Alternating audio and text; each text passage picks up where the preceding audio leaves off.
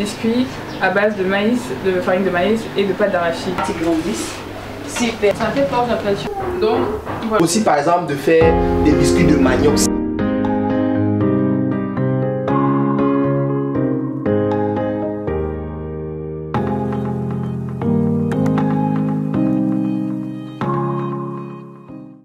Salut les Ndoc, bienvenue dans cet nouvel épisode de Fais sauter fait son doc. Aujourd'hui je vous emmène à Bébanda dans un atelier qui fabrique des biscuits, un atelier 100% camerounais, fait par des Camerounais pour des Camerounais. On y va?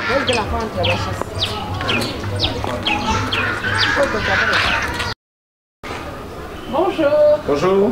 Bonjour. Bienvenue dans les ateliers de Calais, biscuiterie et pâtisserie artisanale, sans gluten. Oui. Moi c'est Kate de Calais, copromotrice de la marque Calais, qui fait dans les biscuits à base de farine locale. Et je ne travaille pas seule, je suis avec mon collaborateur qui est également mon époux. Je lui laisse l'honneur de se présenter également. Je commence par souhaiter une chaleureuse bienvenue à l'équipe Fine Sauté Oh, bon. dans l'unité de production de la biscuiterie Calais. Moi c'est Chambelin Les Canets, je suis le copromoteur de la marque de biscuits et de pâtisserie Calais. Voilà, et la particularité, ça il faut le dire d'entrée de jeu, qu'on peut le remarquer à travers ce support, c'est que nous utilisons essentiellement les graines et les tubercules produites localement. Donc notre spécialité, c'est les farines locales sans gluten. Pourquoi le gluten? Le gluten, en fait, c'est une protéine qu'on retrouve dans certaines farines comme le blé. Glue veut dire colle en fait. Donc, quand vous regardez la farine de blé, elle a tendance à tirer. C'est parce qu'il y a du glue dedans qu'on a cette élasticité. Or, beaucoup de personnes ne tolèrent pas les farines qui contiennent du gluten et parfois développent des cas d'inconfort digestif tels que les constipations, les coliques et autres quoi. Donc, on est parti de ce constat. On s'est dit, ok, pour des raisons sanitaires, ce serait intéressant de mettre à la disposition des consommateurs de façon générale, hein, hormis même ceux qui ne tolèrent encore le gluten, de mettre à leur disposition des pâtisseries et des biscuits qui sont sans gluten. Donc la première raison, c'est les enjeux sanitaires. Mais à côté de cela, les enjeux économiques. J'aime bien utiliser ces statistiques. Chaque année, le Cameroun seul importe environ 700 000 tonnes de farine de blé pour un montant estimé à 150 milliards. Donc imaginez un seul instant qu'à l'horizon 2023, on réduit de 10% l'importation du blé et on substitue ce blé-là par les farines locales. C'est 15 milliards d'économies que le Cameroun fait. C'est 15 milliards en termes d'argent qui se partagent entre toutes les personnes qui sont impliquées directement ou indirectement dans cette filière. C'est des milliers d'emplois qui se créent. Donc il y a un gros enjeu économique derrière l'activité que nous faisons, qui est à savoir la pâtisserie et la biscuiterie sans gluten à base de farine locale. Voilà, donc voilà les principales raisons qui nous ont poussé, n'est-ce pas, à nous lancer dans cette activité. Il faut ajouter également que la chaîne de valeur, aucun pays au monde n'est devenu riche ou n'est devenu économiquement indépendant en vendant sa matière première. C'est la transformation qui donne de la valeur et qui fait en sorte que les gens puissent véritablement vivre de leurs activités. Donc voilà, entre autres, les raisons qui nous ont poussé à nous lancer dans cette aventure qui n'est qu'à son début, parce qu'il faut noter que ça c'est la troisième phase du projet. Tout à l'heure, pendant les échanges, on aura l'occasion de revenir sur ce vaste projet sur lequel nous travaillons depuis bientôt 2 ans et pour lequel on souhaiterait que beaucoup d'autres Camerounais et beaucoup d'autres Africains se joignent à nous pour qu'on puisse construire l'avenir de l'Afrique à travers cette filière qui est très porteuse. Moi je venais pour faire le doc. Je repars avec de la connaissance en plus. Et les doc, allons à l'atelier. Let's go.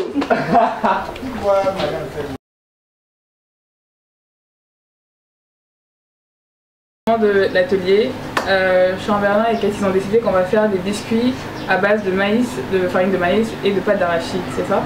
Oui, c'est bien ça. Je te laisse présenter les ingrédients. D'accord. Alors pour réaliser notre biscuit calé maïs à la pâte d'arachide, nous aurons besoin comme ingrédient de la farine de maïs, nous aurons besoin de notre pâte d'arachide et en plus de cela on aura besoin de la noix de muscade, on aura besoin de notre huile végétale, on aura besoin du beurre, on mettra du sucre également, on aura besoin d'un œuf, on aura besoin du bicarbonate et on y rajoutera un peu d'eau pour obtenir la pâte qui permettra ensuite, n'est-ce pas, de mouler nos biscuits avant de passer à l'enfournage.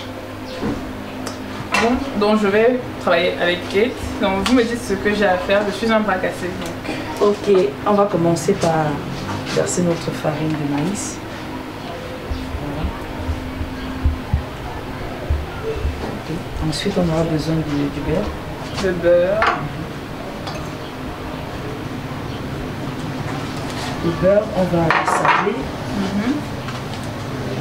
pour obtenir une farine qui ressemble à du sable. Ok, d'où l'expression sablée. Voilà. Pour que ça fasse un peu plus lourd. Voilà. Ok. On va le masser comme ceci. C'est la technique. C'est la technique. Voilà. Voilà. C'est technique. Voilà. Bon, là, j'aurai besoin du sucre. Le sucre. Je peux postuler ici en tant que... Ah, ça, en tant que metteuse d'ingrédients. J'ai déjà besoin d'assistante en même temps. Hein. Bon, du bicarbonate, parce que là, il faut mélanger d'abord tout ce qui est sec. Voilà. Ensuite, Il y en a encore un peu dans la... on mélange tout ce qui est sec. Et là, j'ai besoin de la poudre noix de muscade. Ok. Super. Il faut la noter parce qu'à la fin, elle va sûrement avoir un petit trophée. Bon, là, j'ai besoin de la pâte. Pâte d'arachide. Voilà. Là, maintenant, on va attaquer avec ce qui est liquide. Chef, il faudra avoir une cuillère, s'il vous plaît. Oui, donne la cuillère là, oui, c'est bon. Je vais juste utiliser le beurre, c'est bon. Du coup, combien de... Oui, vas-y, on a besoin environ de 5 heures. 5 heures. Oui. Ça compte comme une. Oui, voilà, c'est bon. Oui.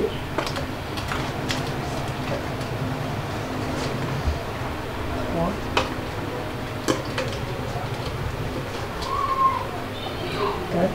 Il faut préciser que ça, c'est la pâte d'arachide faite également par un artisan camerounais, la marque Djelam. Oui. La marque Djelam, qui fait de la pâte à tartiner avec de l'arachide. Donc, nous, aujourd'hui, nous allons l'utiliser pour faire du biscuit. Ok. Quels sont les apports donc, nutritifs du maïs et de l'arachide? Bon, pourquoi ce mélange? Notre chef va nous répondre. Chambellan, s'il te plaît. Alors, le maïs a ceci de particulier qu'il est très énergique. Donc, quand vous prenez du maïs, il vous apporte beaucoup d'énergie. Au-delà de l'énergie que le maïs vous apporte, le maïs apporte également beaucoup de fibres pour une meilleure digestibilité et faire en sorte que vous n'ayez pas d'inconfort digestif. Et quant aux arachides, les arachides nous apportent des graisses végétales dont on a besoin, n'est-ce pas, pour le développement de notre cerveau et également, n'est-ce pas, pour permettre voilà, qu'on soit très éveillé, qu'on ait de meilleures performances sur le plan cognitif. Donc voilà l'une des raisons pour lesquelles on a choisi de faire les deux mélanges. Et au-delà de ça, le fait que l'arachide soit une pâte sans gluten et que le maïs soit une farine sans gluten également, c'est tout bénéf pour le tube digestif parce qu'il n'y a aucun risque de constipation, de gaz de ballonnement quand vous mangez un biscuit qui fait à base de farine, de maïs et d'arachide. Okay. Ça veut dire que ça va être bien pour les goûter des enfants avant d'aller à l'école. Exactement, c'est idéal. Voilà, parce que ce qu'on observe tous les matins quand les mamans accompagnent les enfants à l'école, c'est que on prend un bout de pain dans lequel on met du spaghetti, c'est-à-dire que vous prenez du blé, vous mélangez encore avec du blé et vous donnez à votre enfant, alors que c'est possible aujourd'hui, grâce à nos farines, n'est-ce pas, de concocter à votre enfant le matin un biscuit 100% farine locale sans gluten. Donc c'est idéal pour le... Qui est bien pour l'organisme et bien pour le cerveau. Tout à fait. C'est pourquoi, pour ajouter à ce qu'il a dit, si vous allez vous rendre compte, vous allez remarquer que quand on était tout bébé là, dès que tu as l'âge de 6 mois, même à l'hôpital, on conseille les mamans de faire de la bouillie de l'enfant avec du maïs jaune et de l'arachide parce que effectivement ça permet à l'enfant de digérer mieux et de développer son cerveau. Donc c'est un biscuit qui est adéquat pour toute la famille à partir de 6 mois jusqu'à X âge. Vraiment c'est très nutritif et on le conseille à tout le monde, même à ceux qui sont malades et qui sont convalescents. On va le mettre doucement, voilà, au fur et à mesure. Là maintenant nous voulons obtenir une pâte friable. Voilà. Pour aller au four. Vous allez constater qu'on n'a pas besoin de gluten, on n'a pas besoin d'autres choses que nos farines, quoi. Voilà. On va mettre un peu. Voilà, super.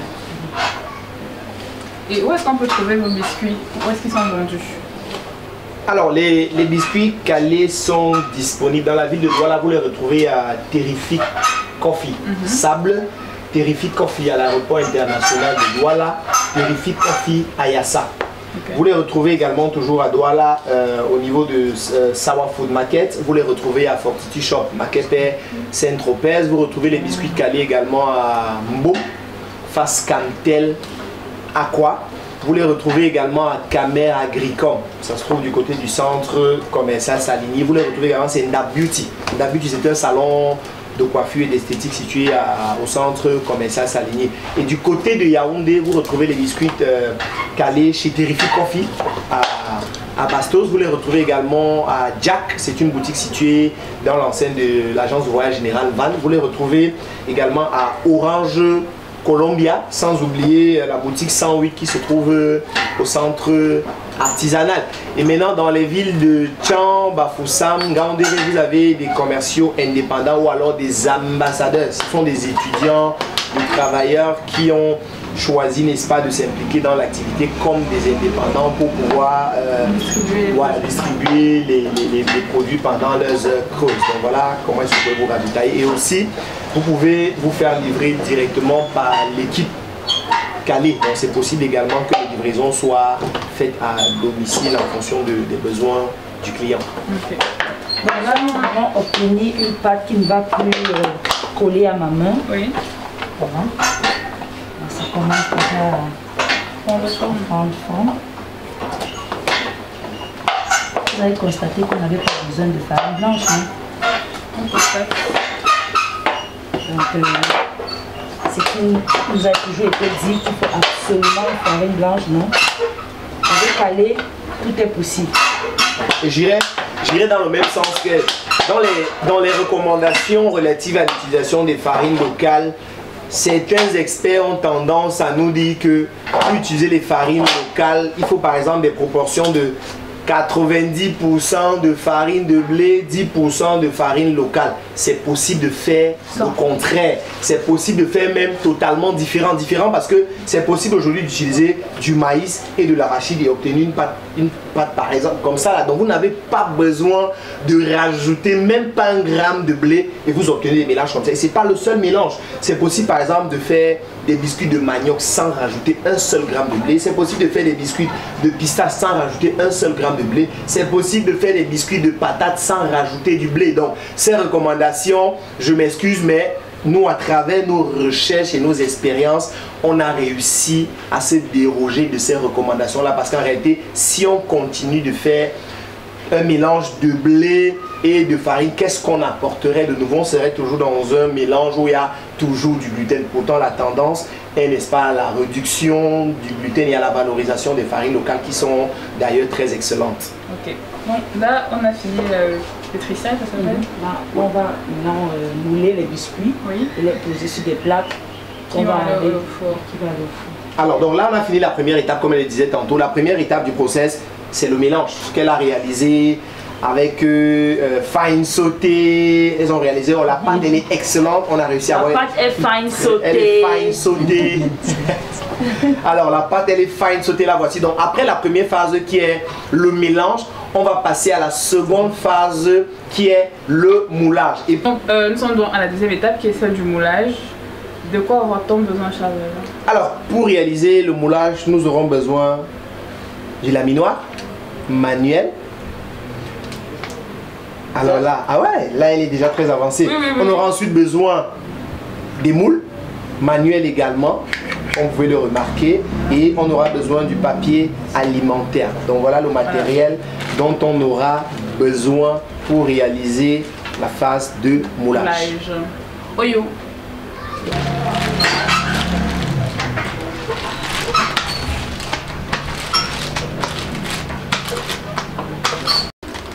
Voilà, on a aplati.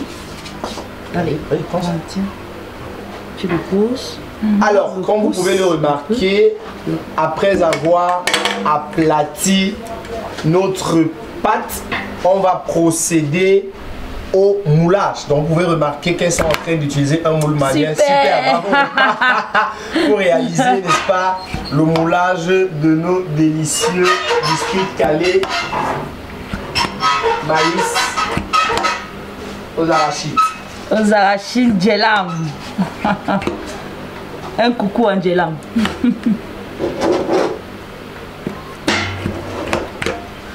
Djelam, je ne sais pas qui tu es. Mais je vais te chercher.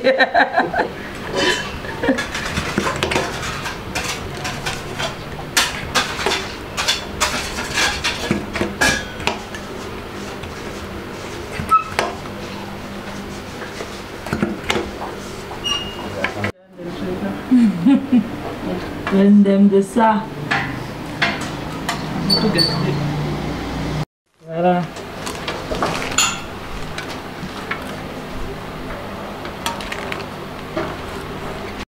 Ouais, ça commence pas. Moi-même, au départ, c'était pas facile. Hein. Ça, on dit...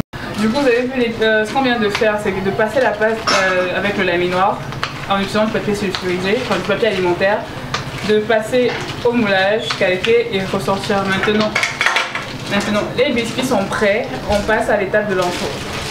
Voilà, vous voyez bien, admirez la beauté des biscuits. Et on passe à l'étape de l'enfournage. C'est ça, Kate? C'est ça. Allez, allons-y. Tout à l'heure. On passe au four, donc.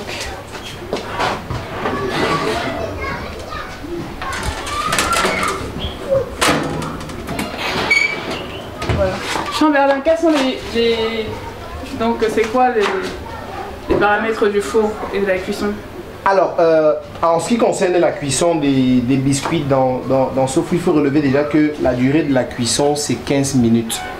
Et que la température qu'il fait à l'intérieur de ce four, actuellement, c'est 110 degrés pour la cuisson de ces biscuits. Donc, au bout de 15 minutes, ces biscuits seront prêts à la consommation. Donc, vous vous rendez compte que avec de très petits moyens, on est capable de faire de très grandes choses. De très grandes et de bonnes choses. Merci beaucoup. Donc, on réalise, c'est un four domestique en réalité qu'on utilise pour produire ces merveilleux biscuits que vous consommez depuis bientôt 2 ans et que vous appréciez tant. Donc, donnons-nous 15 minutes et on va revenir tout à l'heure pour voir le résultat de l'excellent travail que Fine Sauté a réalisé avec Kate. À toutes. 15 minutes plus tard, les biscuits sont enfin sortis du four. Attendez, je fais passer au professeur. C'est le professeur goûter les bons biscuits. Madame. Et moi-même. Je fais le doc, bien sûr. Trop bon. Ils ont chaud, forcément c'est différent. Moi j'aime. De toute façon, moi je fais une doc. J'aime beaucoup. C'est très bon. Je vous sers une tasse de fibre en grasse? Ah oui, merci, oui. Ouais. Une tasse de fibre en grasse avec des biscuits calés, maïs arraché. On s'amuse en gardant notre ligne, on s'amuse en mangeant bio. Tu fais n'importe quoi. Oh oh. Ah, ça ne te brûle pas. Hein. C'est parti des... c'est la poupée. Merci. Voilà. Donc,